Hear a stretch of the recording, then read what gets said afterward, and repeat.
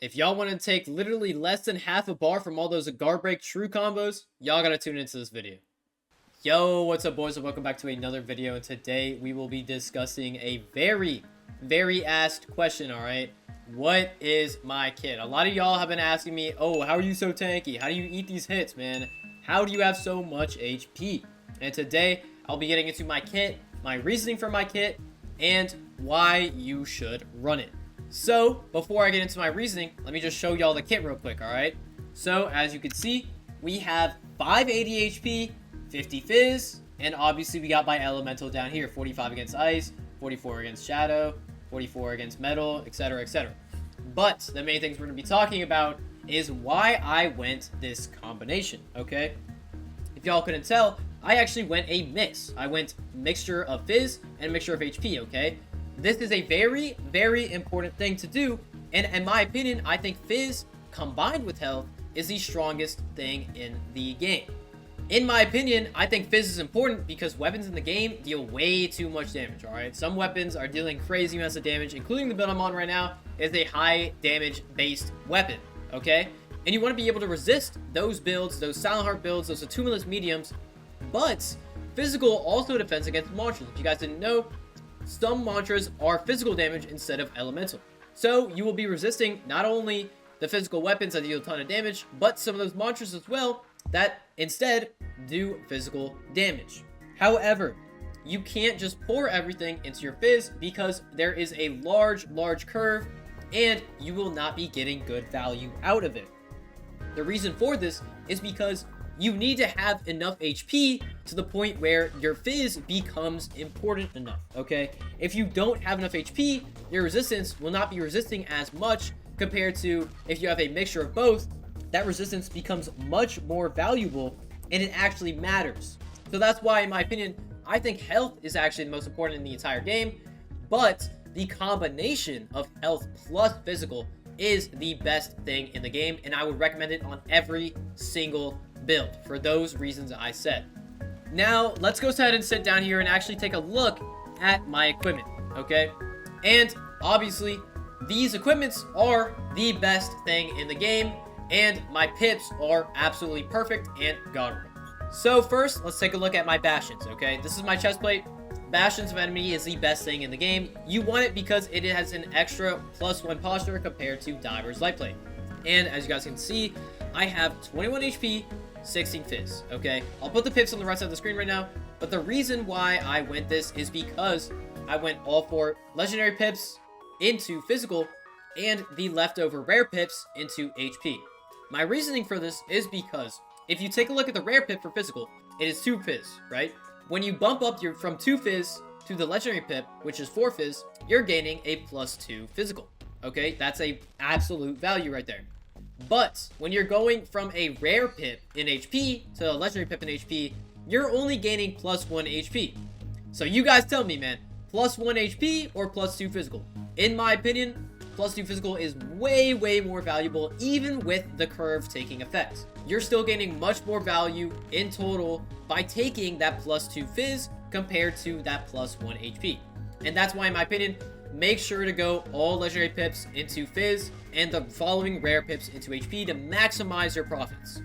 The next equipment is obviously the Moonlight Earrings. This is the best earrings in the entire game. You have the innate 2 HP, and this is the God roll for Ether because you want to maximize that Ether cost as much as possible. The next piece of equipment is the Citadel frames. Obviously, these are the best. You have +5 HP, -1 posture. Any color will do just as well as long as you don't have the -2 posture right here. These can actually get up to 19 Ether, 6 Sanity. I'll put a picture on the screen right now, which you should get to, but it's actually soul bound to my other slot, so I couldn't transfer it over. However, this is the God roll for Citadel frames. The next piece of equipment is the Parasol Planter, okay? And for this one, I actually wanted to maximize my HP, but I went for a mix as well. Okay, I'll put the pips on the right side of the screen right now, but you can see that I went almost all rare pips into HP, and the following 2 legendary pips into physical to maximize my profits as much as possible, because as I said before, +2 Fizz is better than +1 HP. And the reason why I went 2 Fizz instead of 4 HP on that 1 pip is because I want to always hit 50 Fizz on any attunementless build, okay? After 50 fizz, I am not worried. I'm not concerned after the 50 fizz. However, it is important to reach 50 fizz, and then after that, pour everything into HP. As long as you're hitting 50 fizz, or getting close to it, you will be good, okay? And that's when the threshold kind of cuts off, and you want to start pouring stuff into your HP to maximize the amount of resistance you can actually take. Going back to the equipment now, we have the Mercenary Boots. And the reason why I actually went Mercenary Boots on this is because my build cannot get Endurance Runner. If your build can get Endurance Runner, simply swap this out for Star Boots. The Star Boots will be 30 HP, 10 Ether, just like the Mercenary Boots, but you get the plus 3 HP. But if your build can't get Endurance Runner, I would highly recommend Mercenary Boots. It just gives you that free talent and that extra durability. Now for my rings, we're actually getting into some interesting rings right here. I am actually running a Light Eater ring, okay? Alongside a Windmill ring. In my opinion, I feel like preserving my Ether and tempo is very, very important, especially in combination with some of my enchants that I'll get into later. But if you preserve your Ether, especially on Heavy Weapon does struggle with the Ether gain a lot of the times because you're not able to land M1s as easily as medium or light. So it is important to regenerate Ether and have that little bit of extra resistance against both of these attunements right here whenever you're going for rings. Now, not only does this fully min-max your build, but I'm going the 5 HP 1 posture because I'm maximizing that HP. If you are struggling when it comes to posture, as you can see on this build, I have 39 posture, and I'm also using a shield. So I have over 50 posture on this build. If you're struggling when it comes to your posture, make sure to swap this out for 2 HP 2 posture to maximize as much posture as possible, because you ideally want to have between 37 and 40 posture on any given build. No matter if you have resistances like Stronghold, you want to have always 37 to 40 posture. Same thing for the Windmill ring. If you're struggling on posture, make sure to swap this out for 2 HP 2 posture, and you're chill. For the next 2 rings, I decided to go on scaling rings. Obviously, make sure to go for the scaling rings that provide the most buff. As you can see, I went with Akira's ring and Dawnfist ring because those are my 2 highest stats, and I will get the most from those. For these 2 rings, I actually went 6 HP 2 posture on both. And my reasoning for this is, once again, I don't need that extra posture. I will gain and profit more from having plus 6 HP than I will from having plus 2 posture in combination from these 2 rings. But if you're struggling when it comes to posture, as usual, swap these out for 3 HP, 3 posture, and it will be perfect. And lastly, we have the new torso equipment, the Fall of Enmity. Okay, there's actually some controversy regarding this when it comes to swapping out for Confessor's Charm, okay? If you all don't know, Confessor's Charm has 13 HP, 10 Ether, but it has a innate 3 physical. I like to prioritize the health after reaching 50 fizz, so I didn't require any more fizz. Therefore, I went for that plus 5 HP instead of plus 3 physical.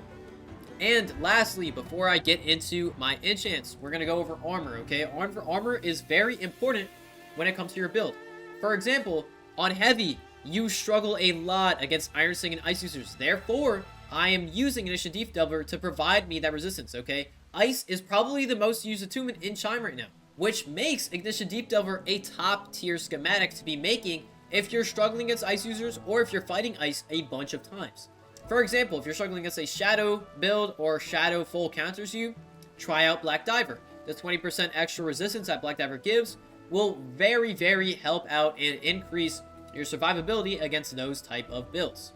And to wrap up the showcase, we have the enchants, okay? My enchants are actually kind of interesting, okay? I'm doing something a little bit out of the norm here, and I'm running Displacement on my boots. A lot of people do not run Displacement. However, I think it is a very good enchant, and I think it is proccing a good amount during my fights. If y'all don't know, Displacement provides you with a speed boost and hyper armor on proc. And not only will that get you out of combos, but it can provide a good counterattack or proc good talents in return. For example, it will proc talents like Warrior's Swing and help you get reduced damage while giving you damage in return. The next enchant I have is on my Parasol Planter, which is just a classic Drowned enchant. I really like stacking up as much HP as possible on my builds, and that's why Drowned is just an all-around good choice for me. The only other alternative that you could use for Drowned would be Multiplicity if you really want to play that RNG game, but I prefer not to rely on RNG because Multiplicity will not really proc any more than twice, if you're lucky, a fight. And for the last piece of equipment on my Bastions, I am running Ferocity, okay? This ties back to my choice for Light Eater and Windmill Rings, because Ferocity gives you a damage resistance and speed buff depending on how much tempo you have. And when you're using Light Eater Ring and a Windmill Ring, you're keeping your ether in check and therefore preserving more tempo throughout the fight. If you are not a heavy user, I would highly recommend swapping out Displacement right here on the boots for Entanglement. Entanglement is godly on any other weapon class besides heavy. However, if you're a heavy user, you do not need to be running Entanglement. It will just get you comboed more so. But if you're a medium weapon or light weapon, you will be able to deal with Entanglement's slow effect much more easily than heavy weapon. Alright, man, welcome to the Ganking Kit Showcase. And for this one, I'll be going over my decisions regarding my high survivability kit and why I did what I did. Alright, so let's get straight into the kit. And as you can see right here, we went 570 HP, 40 Fizz, alongside some great elemental resistances right here. And mind you, this is all with only 50 Fortitude, okay? Not only is this a great kit in general, but you are getting 570 HP with 50 Fortitude, which is honestly just unheard of in many situations, and you're able to resist a ton, even though you're only 54. Similar to the Chime kit, this one is also a mix. However, it isn't as big of a mix, and this one will be prioritizing HP above all else, because during a gank, you will need to have high HP in order to counter as many things as possible. However, high HP with no resistances is very, very bad. You need to have at least some resistance in order to profit against your high HP. Getting into the kit here, alright? We are using the first thing, obviously, Bastions of Enmity, alright? Classic right here. I'll put the pips on the right. For this one, we will be going with high HP and then high Fizz to finish it off. All right, this is a mixture though.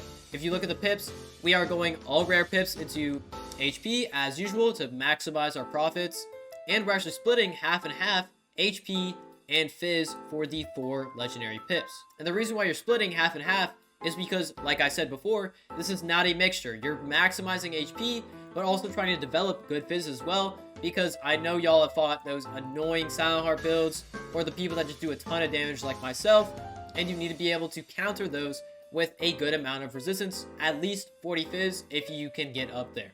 For the next piece of equipment, we have the Moonlight Earrings, classic equipment right here, innate 2 HP, 27 Ether, 6 Sanity, everything God rolled. This is the max you can possibly get.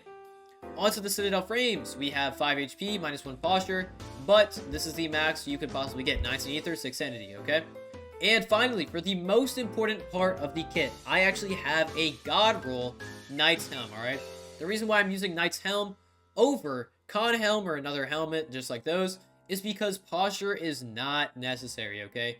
I am prioritizing any amount of HP I could possibly get, and this is why the HP on this is so high. If y'all can tell, I'll put the pips on the right. I have 1 pip into physical, and that is the 1 legendary pip, okay?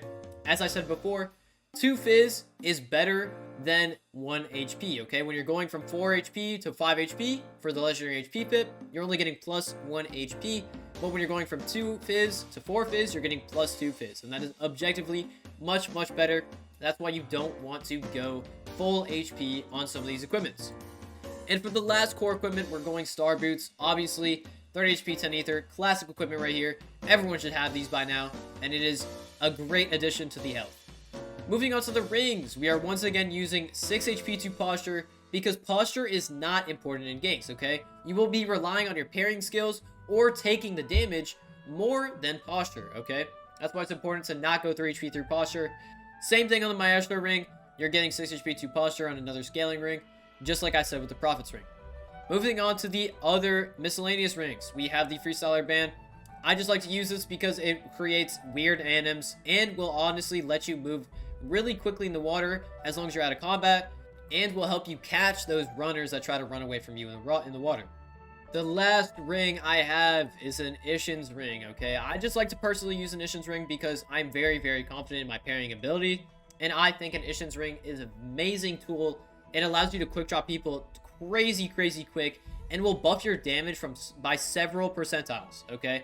I would highly recommend this if you are a very skilled player. However, this will make you very squishy, and that's why it's important to have as high HP as possible on this build, or on this kit, because you need to have the high HP to be able to tank for an Ishin's ring, potentially if you do use it. And lastly, I am using a Bald of Enmity, okay? Just like the Chime kit, I'm using this because the 5 HP is very, very good, okay? I would much rather have 5 HP rather than the 3 Fizz, because HP is much more valuable in ganks, and I would highly recommend everyone else do the same, because the HP will overall increase your survivability, while the Fizz will only help against some cases. And finally, to go over my enchants on Star Boots, I have Ferocity, because once again, in ganks, if you get hit by more people, you will get more tempo. Therefore, your Ferocity procs will become more meaningful, and the speed boost it gives is actually really helpful to get out of combos and escape certain people. On the Knight's Helm, once again, we're going Drown, because Drown just gives you that plus 10 HP, is very, very valuable, and you could honestly switch this out for Multiplicity if you really desire so, but once again, I don't like to play the RNG game, I just like to stick to Drown. For the last piece, we have Bastions of Enmity, and for this one, I am actually running Displacement once again, because I feel as though Displacement is a godly enchant in ganks. Displacement, what it does on proc, will give you free hyper armor and a speed boost, which will get you out of nearly any combo you desire, and will also help you get a counter push going as well, due to the fact that hyper armor will let you get a free hit in, as long as you're swinging in the process. And finally, to wrap it up, we are going with the Armor of Black Diver. Shadow is the strongest attunement in ganks right now. That's why I'm going Black Diver, to resist it as much as possible, but there are other good outfits as well that you could look into. So that pretty much wraps it up for my kit. Once again, 570 HP, 40 Fizz, and really high Elemental, okay? The main thought process behind this, you want to be able to tank as much as possible, while also having your resistances come into play. That way you don't get quick dropped by those annoying Silent Heavies, or just heavy weapons that deal crazy damage in general. If you guys have anything you would change about either of these two kits, let me know in the comments, and I will pin your comment if I think it is a noteworthy change. And with that, I'll see you guys later, man. Peace.